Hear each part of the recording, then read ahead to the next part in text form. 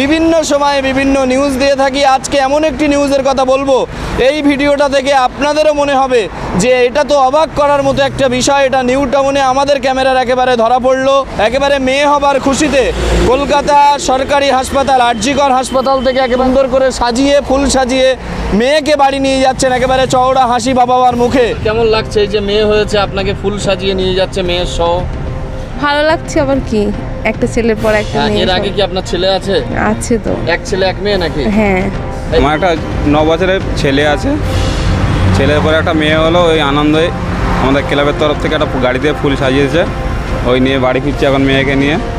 এই বলে আমরা তো দেখেছি মানে বিয়ের সময় ফুল সাজিয়ে গাড়িতে নিয়ে যাওয়া হয়, আজকে মেয়ের আনন্দে কি গাড়ি সাজানো? মেয়ের আনন্দে গাড়ি সাজানো, মেয়ে হয়েছে, খুব খুশি হয়েছে ফ্যামিলি, আমার বন্ধু বান্ধব সবাই মিলে আয়োজনটা করছে।